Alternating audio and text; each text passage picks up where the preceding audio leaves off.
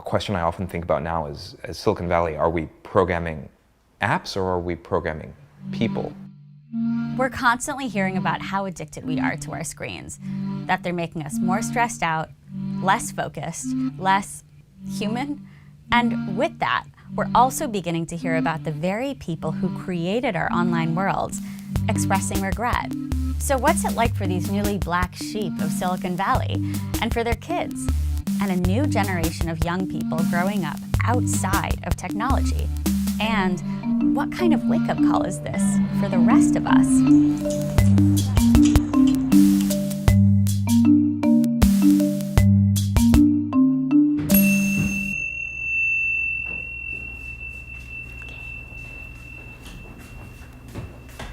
Good morning, second grade.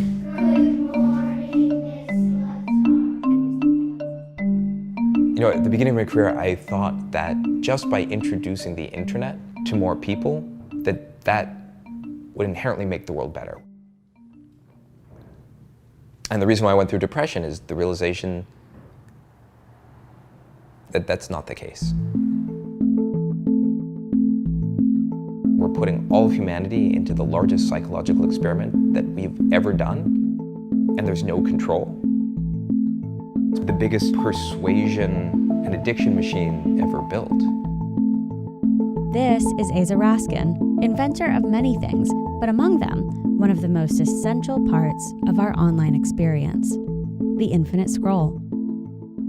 So scrolling already means I haven't found what I want, so just show more.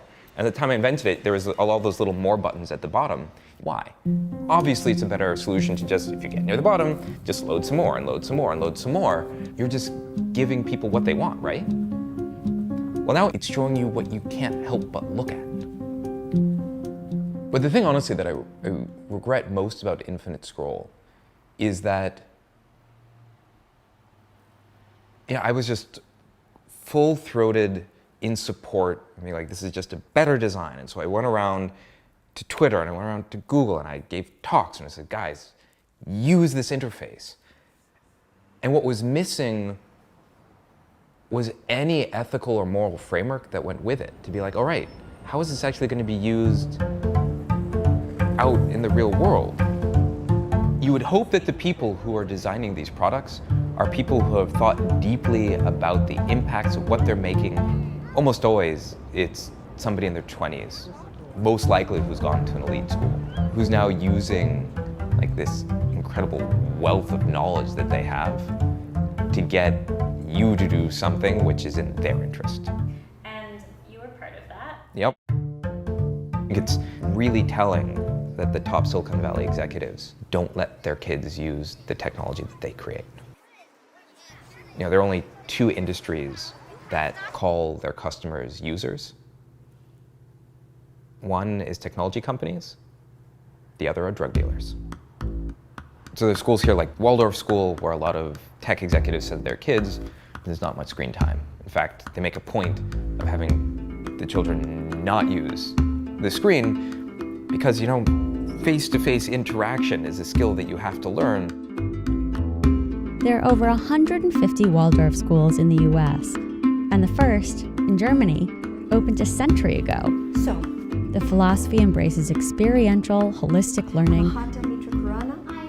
And this one, in Manhattan, was North America's first.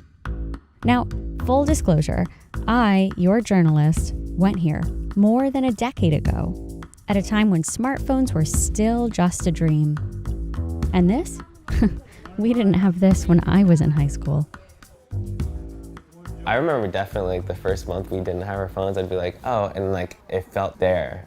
It pushes us to talk with other people and use our own perspectives and our own way of thinking instead of just following what everyone else is doing. Literally following. Yeah, literally. It's like following, yeah. Our abundance of resources to help them. Jacob, who came to Steiner in high school, and Isa, who's attended since kindergarten, are both in the 11th grade. We have significant blind spots when it comes to what we will consider to be appropriate solutions. You don't use a computer till 9th grade. First through 8th grade, everything is handwritten. You use your colored pencils, your crayons, your fountain pens, so The sun with loving light makes bright for me. you have to create your own textbook and your own way of learning. And this is Anahata in the 2nd grade. Do you have a cell phone? No, Do you want a cell phone? not really. Why not? I'm not gonna be talking to my friends and playing with them. I'm just gonna be sitting around and looking at my phone and, you know. Like my friend Isabel, she already has a phone. And she's so addicted to it. Once I had to play it for like 2 hours and she was on her phone. Like, it was pretty boring. We go outside every day and everybody's on their phone, nobody's really interacting. So we just interact together, you know. It's pretty regular, but it's kind of weird.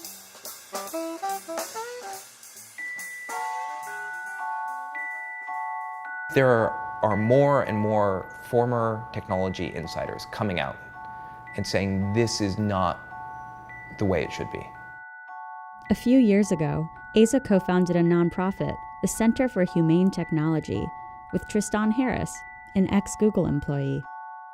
So how do our companies make money? How much do you pay for your Facebook account? Oh yeah, you don't pay anything. So what are you giving them? You're giving them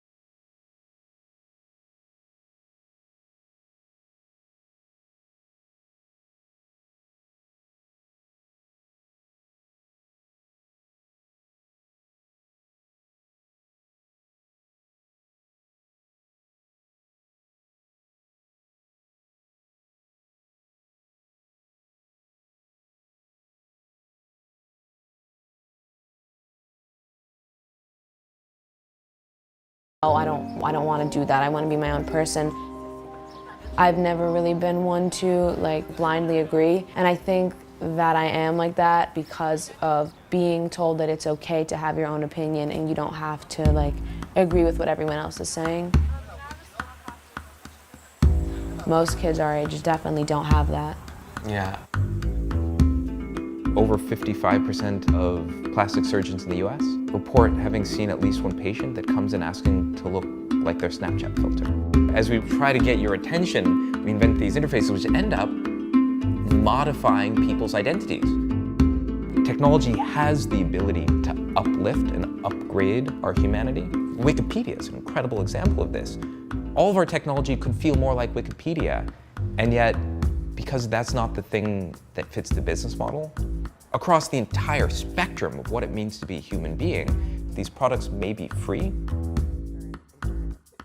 but actually they're costing us everything. And natural.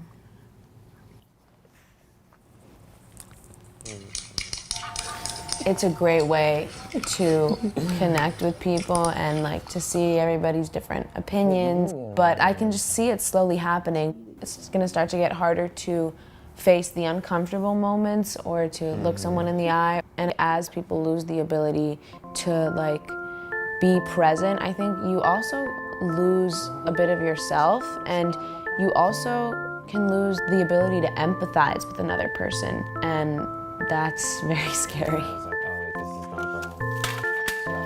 We need to try to use it in a positive way and not let the technology control us. We need to control the technology.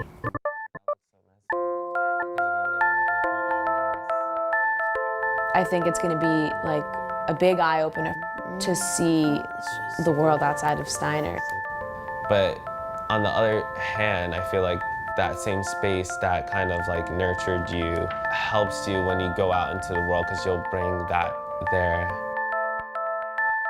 So, the people in the know see this as an educational utopia worth investing in, and yet the mainstream still hasn't caught on.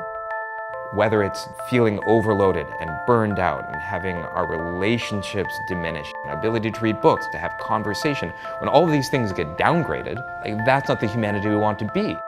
So if we take a clear-eyed, compassionate look at who we are, then we can start to design to include those frailties. If we make that one shift as an industry, then we can be part of the solution and not part of the problem. I actually think it was the process of going through depression to be able to see the world a little bit more clearly. Like, you need to go through grief to create space to do something new. And I think Silicon Valley is still in that part of that grief cycle where we're in denial.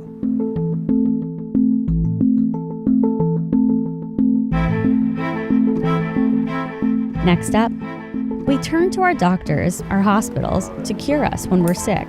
But how can we be cared for by an institution that itself is ill? Find out in episode 3.